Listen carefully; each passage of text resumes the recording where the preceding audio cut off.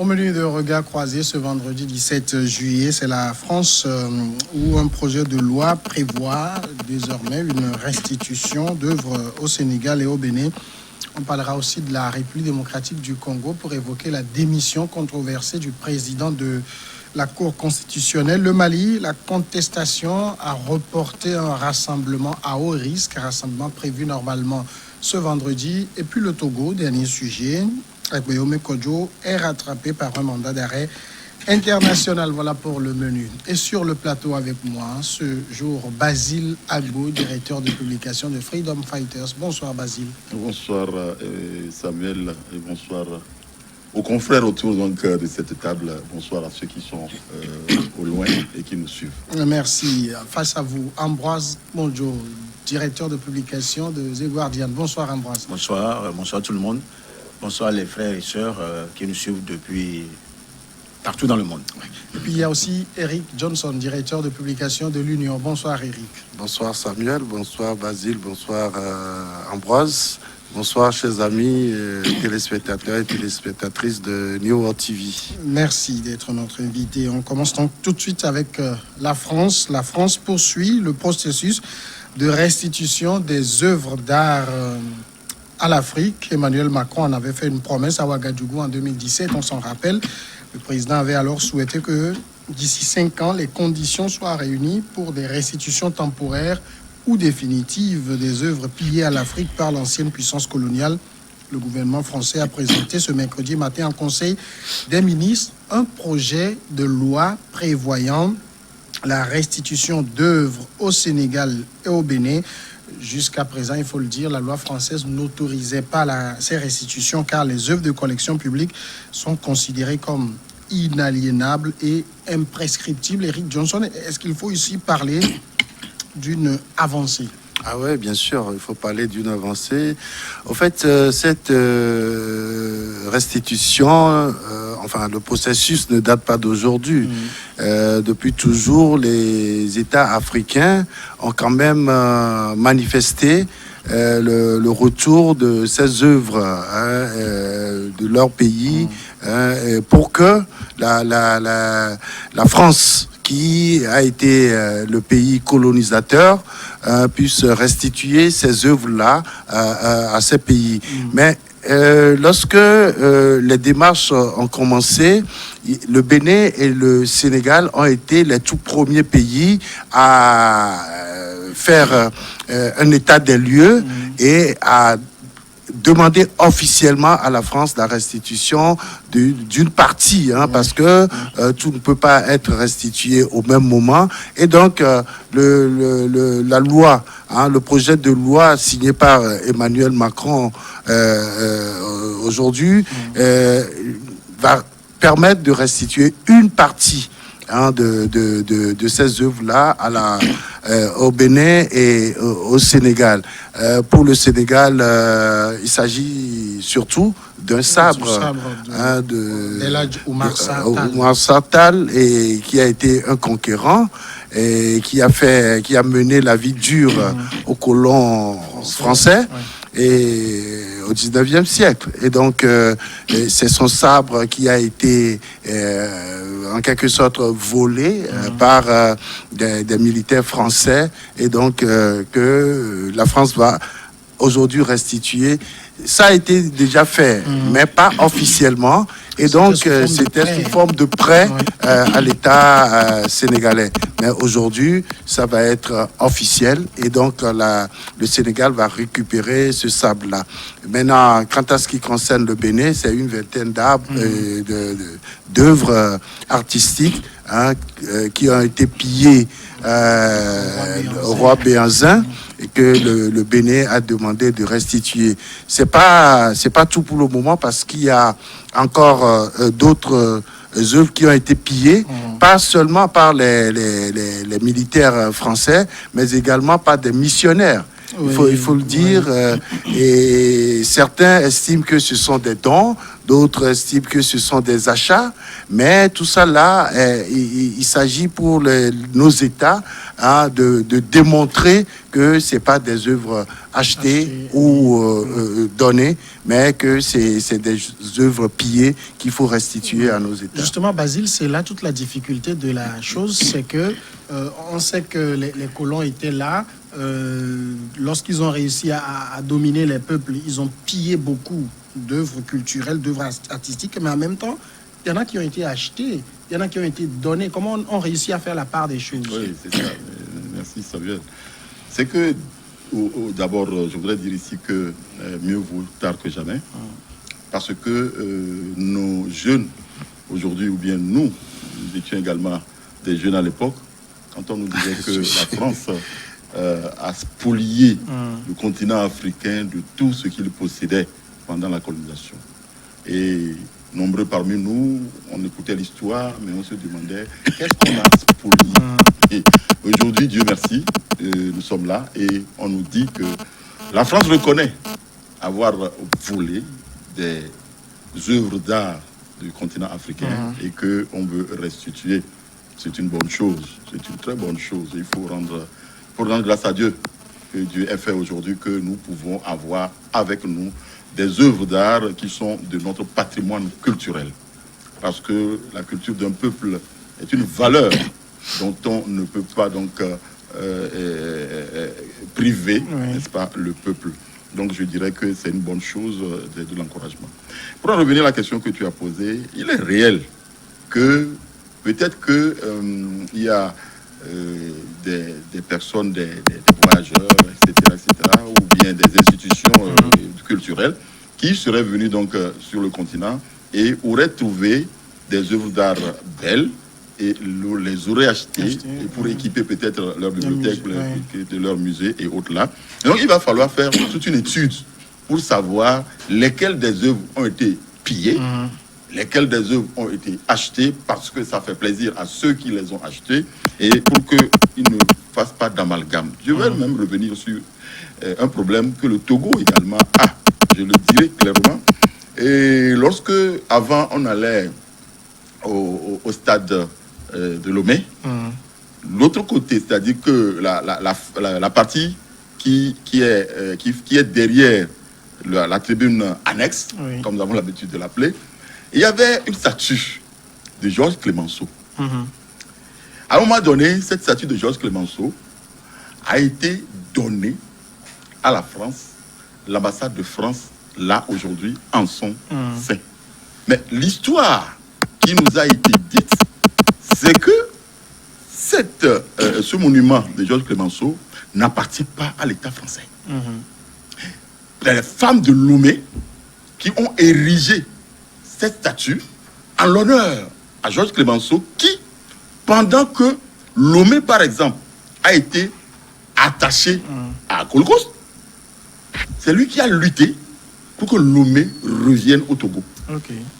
Et donc c'est en l'honneur de cet effort que ce monsieur a fait que les femmes de Lomé se sont cotisées, les femmes togolaises se sont cotisées pour ériger cette statue en son honneur. Aujourd'hui, on ne sait pas comment l'histoire a fonctionné pour que cette statue se retrouve donc à l'ambassade de France. Il faut également parler. C'est pourquoi je dis qu'il faut faire une enquête sur tout ce parcours-là pour savoir lesquelles des œuvres ont été pillées et qui sont la propriété donc de l'Afrique et lesquelles sont des achats, ceux qui ont plu, etc., à la France pour qu'ils les achètent pour orner par exemple leur bibliothèque ou bien leur musée. Parce qu'il faut quand même reconnaître que nous sommes dans un brassage culturel. Les œuvres là, pris en Afrique, achetés en Afrique, qui sont peut-être dans les musées français, doivent pouvoir susciter l'admiration des jeunes Français. Ils se diront que, quand on dit que l'Afrique n'a pas de culture, l'Afrique n'a pas de culture, mais l'Afrique a de la culture. Les gens ont fait des œuvres artistiques très belles. Et donc, je crois que c'est un travail qu'il faut faire en amont, avant donc de commencer par dire... on restitue quoi et on fait quoi de ceci. Justement, Ambroise, il faut arriver quand même aussi à savoir très concrètement que toutes les œuvres qu'elles aient été achetées, spoliées, etc., ne peuvent pas revenir à l'Afrique finalement. Parce que ceux-là aussi considèrent que c'est leur histoire de conquête. Ça en fait partie. Oui, effectivement, les gens, certains se diront que ça a été de haute lutte que ces statuettes ont été prises. Mais je prends un volet Allez-y. hautement spirituel de ceux dont on parle qui sont des œuvres d'art. Quand on le prend de façon classique, c'est des œuvres d'art. Mais dans le fond, il y a un aspect spirituel. Quand on parle de Béhanzin, Béhanzin n'est pas du chocolat, Béhanzin n'est pas n'importe qui. Ceux-là même qui ont eu à transporter ces statuettes, ce qui y en a certainement certains qui mourront par après. Parce que ce que vous avez pris, partant de Guézo à Béhanzin, même la pirogue dans laquelle Béhanzin a été tourmenté, malheureusement, l'histoire ne nous retracera pas les faits dans la réalité. C'est pourquoi les Blancs ont emporté ça. C'est parce que dans la lutte de cette conquête-là, qui a été vraiment ardue, parce que les gens ont des armes, mais les autres ont des gris-gris et de la spiritualité, ont des pratiques occultes qui créaient des problèmes à ces Blancs-là. Mais quand vous retournez dans l'histoire de Shaka Zulu, vous comprendrez que, mais il y en a en Afrique qui détenaient des puissances. Le roi Ashanti, ici, il n'a pas joué du tout. Maintenant, ces statuettes que le Bénin et le Sénégal demandent à ce que ça retourne. Pour le cas du Sénégal, le sabre, c'est un symbole de la guerre. Et quand c'est un symbole de la guerre, quand nous retirons ça, nous vous avons vaincu. C'est juste pour dire qu'on vous a vaincu. C'est pourquoi ils l'ont ramené en France. Maintenant, pour le cas de Béhanzin, il y a des statuettes là-bas toujours qui parleront spirituellement. Et qui gêneront des gens qui seront dans cette salle-là. C'est vrai que le blanc aussi, après avoir connu comment ça fonctionne, peuvent détruire la force spirituelle qui est dans la statue. Mais ça, on ne le dira pas. L'essentiel, c'est que toutes ces choses-là retournent à leur lieu de résidence pour que l'on puisse faire le deuil. Je dis bien le deuil, parce que l'état spirituel dans lequel les statuettes se trouvaient, ce n'est plus comme ça. Mais les Africains, ils ont besoin de ça pour refaire leur passé culturel, d'abord, et leur passé spirituel. Maintenant, pour revenir à ce que de chercher comment ces choses-là seront gérées, en écoutant un responsable du Bénin, il a incité sur l'aspect spirituel de la chose. C'est pourquoi moi je pense que aujourd'hui il est important. Une chose est de ramener les choses ici au Bénin, au Sénégal, mais l'autre chose est de savoir comment les protéger, comment les sauvegarder, pour que ça dure dans un climat habituellement qui peut faire durer à longtemps les objets. Donc ce ne sont pas des objets, moi je précise que ce ne sont pas des objets d'art. C'est pas de la décoration. Non. Ça a une dimension. Ce ne sont pas des œuvres d'art. Il y a une dimension fortement spirituelle qu'il faut. Alors, c'est de la métaphysique. Moi, je pose quand même un point important. C'est ça la vérité. La preuve, c'est à Abomey-Calavi qu'ils vont construire le musée. C'est pas aussi anodin. Alors, il pose quelque chose d'important qu'on tente d'occulter, c'est dit, si ces œuvres étaient restées en Afrique, gageons que beaucoup auraient été déjà détruits.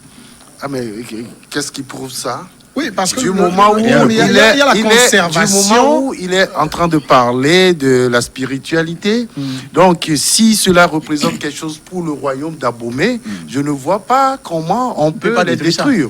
Oui, mais non, on demande aujourd'hui restitution, mais vous rappelez que le Bénin, qui a dit il y a quelques mois ne pas être encore prêt, n'a pas encore les conditions pour les conserver. C'est maintenant qu'on est en train de reconstruire le musée d'Abomey-Calavi pour recevoir ces objets. Donc, s'ils étaient restés depuis là... S'ils étaient restés, ils resteraient à leur place.